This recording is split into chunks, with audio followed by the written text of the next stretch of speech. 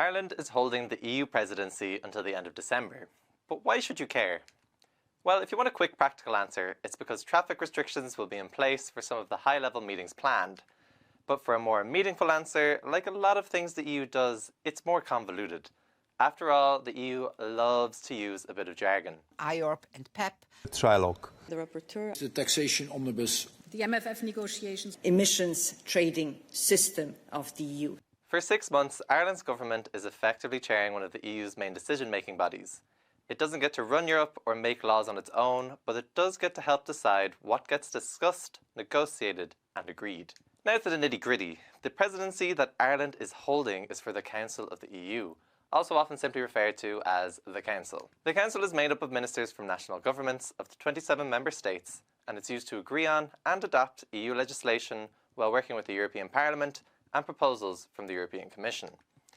The Council is one entity but has 10 configurations based on different policy areas, for example the environment or justice and home affairs. Each of these configurations are made up of the corresponding minister from member states. So Darragh O'Brien, the Minister for the Environment, sits on the Environment Council, for example.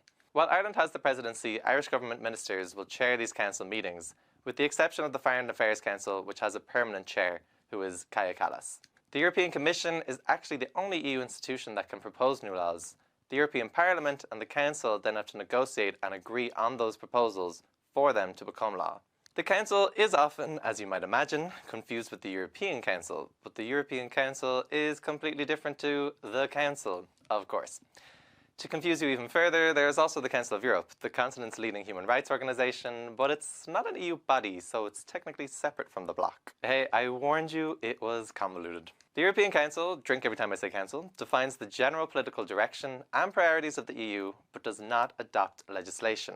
It's made up of heads of state or government of member states, plus the president of the European Commission and its own president. This is a permanent president in the form of a person, which is currently this guy, Antonio Costa. The Council of the EU has a whole country as its president in the form of each of the 27 member states on a rotating basis for 6 months each. So Ireland basically ensures the smooth running of the EU while it holds the presidency. The country is expected to act as an honest broker during this time. In other words, Ireland isn't supposed to spend 6 months pushing Irish positions above everyone else's. Its job is to keep negotiations moving and help the other 26 countries find agreement. So if EU countries are negotiating new rules on AI, migration, or climate policy, it's the Irish minister chairing those meetings and trying to move negotiations forward. This puts Ireland at the centre of political attention. Ireland also gets to shape the programme for the 6 months based on its priorities, which include competitiveness, security, defence, and EU enlargement.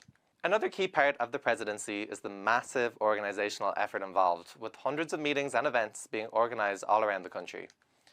One of these is a summit of the European political community in November, with up to 47 heads of state and government attending what will be the largest gathering of international leaders ever held in Ireland.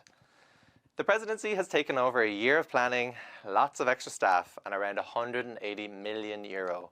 So while Ireland won't be deciding what Europe does for 6 months, it will be helping to steer some of the EU's biggest political negotiations and making sure one of the world's largest political institutions keeps moving.